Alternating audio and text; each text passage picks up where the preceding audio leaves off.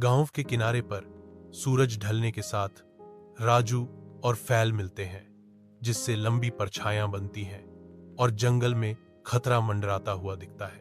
राजू हिचकिचाता है। उसकी आवाज मुश्किल से एक फुसफुसाहट है। क्या हम सच में यह करने जा रहे हैं? फैल की आंखें दृढ़ संकल्प के साथ चमकती हैं जब वह जवाब देता है, हां, आज हम जंगल के रहस्य को उजागर करेंगे।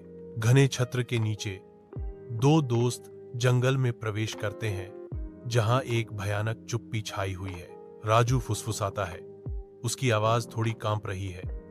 फैजल, मुझे लगता है कि यह जगह खतरनाक है। फैजल अपने दोस्त के डर को खारिज करते हुए उपहास करता है। कायर मत बनो, चलो आगे बढ़े।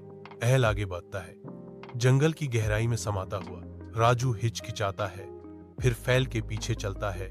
उसकी आंखें परछाइयों को स्कैन कर रही हैं। राजू और उसका साथी जैसे अज्ञात में और गहराई तक जाते हैं। जंगल की सरसराहट वाली पत्तियां और भयानक फुसफुसाहटें तेज होती जाती हैं। अचानक पास की एक झाड़ी हिंसक रूप से हिलती है, जिससे राजू चौंक जाता है। झाड़ी से एक काला कौआ निकलता है। फैल पुराने मंदिर को घूरता है। उसके पत्थर भूले हुए समय की कहानियां फुसफुसा रहे हैं। अशुभ अक्षरों में मंदिर का दरवाजा चेतावनी देता है। जो प्रवेश करता है वह वापस नहीं आता। राजू कांपता है। उसकी आवाज मुश्किल से सुनाई देती है। यह जगह और भी डरावनी लगती है। फैल का संकल्प और दृढ़ हो जाता है, डर को एक विद्रोही घोषणा के साथ खारिज करते हुए। यह सब दिमाग का खेल है।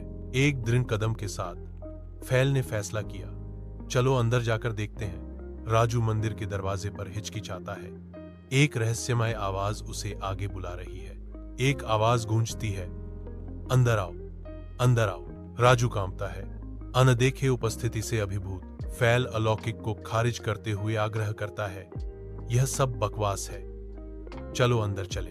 प्राचीन मंदिर के अंदर एक अजीब मूर्ति खड़ी है, जिसकी गैर मानवीय चेहरा मंद रोशनी में एक रहस्य है। मूर्ति की आंखों से लाल पत्थर अशुभ रूप से चमकते हैं, जिससे भयानक छायाएं पड़ती हैं। राजू मूर्ति को घूरता है। उसके स्वर में बेचैनी बढ़ती जा रही है। यह मूर्ति कितनी अजीब है। फैल सिर हिलाता है। उसकी नर मूर्ति पर टिकी हुई है। हाँ, लेकिन हमें रहस्य जानना होगा। अचानक एक हिंसक धमाका गूंजता है, क्योंकि दरवाजा अलौकिक शक्ति से बंद हो जाता है। जब वे दरवाजा खोलने के लिए संघर्ष करते हैं तो दहशत फैल जाती है। एक अनदेखी शक्ति के खिलाफ उनके प्रयास व्यर्थ होते हैं। मूर्ति की आंखें एक तीव्र अलौकिक चमक के साथ प्रज्वलित होती हैं, जो अंधेरे को भेदती हैं। मंदिर के हृदय में एक आवाज रात भर गूंजती है। राजू और फैल देखते हैं जैसे मूर्ति हर गूंजते शब्द के साथ बदलना शुरू हो जाती है। मूर्ति बोलती है, तुम यहां क्यों आए हो? यह जंगल तुम्हें नहीं छोड़ेगा। राजू अहल का हाथ पकड़ चिल्लाता है, चल भाग यहां से।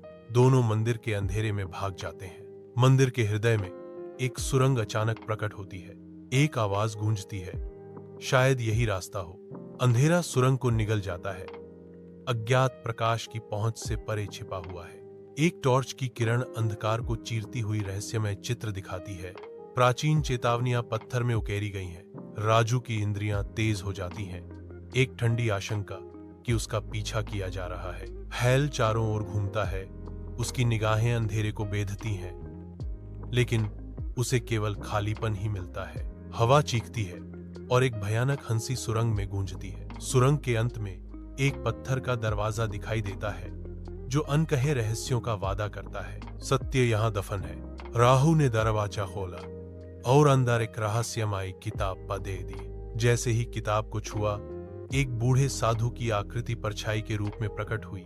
मंद रोशनी वाले कक्ष में छायाएं भयावह रूप से नृत्य करती हैं, जो स्थान को एक प्राचीन रहस्य में घेर लेती हैं। साधु की आवाज कक्ष में गूंजती है, भविष्यवाणी करती है, तुमने सच्चाई देख ली है।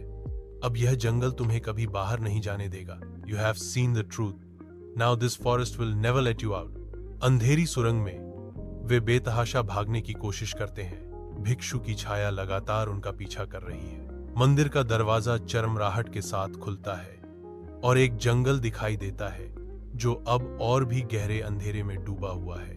हवा में नम मिट्टी की गंध भरी हुई है। अनदेखे शिकारियों के छिपे होने का खतरा मंडरा रहा है। पेड़ मौन संतरी की तरह खड़े हैं। रास्ता एक अशुभ अंधेरे में डूबा हुआ है। फैल की आवाज चुप्पी तोड़ती है। राजू, ऐसा लगता है कि हम अभी भी उसी जंगल में हैं। राजू की आंखें डर और अविश्वास से चौड़ी होकर इधर उधर घूमती हैं। वे जंगल के किनारे पर खड़े हैं, एक ऐसी जगह में फंसे हुए हैं जहां से वापस नहीं जा सकते। जंगल में सांस थमी हुई है। तभी रात की शांति में एक हल्की सी सीटी की आवाज गूंजती है। एक प्राचीन मंदिर के हृदय से एक धुंधली लाल बत्ती स्पंदित होती है, जो लंबी छायाएं डालती है। मूर्ति के बोलने पर गूंजती आवाजें, एक सुरंग से फुसफुसाहटें आ रही हैं। अशुभ संगीत बजना शुरू होता है, जो हवा को डर से भर देता है।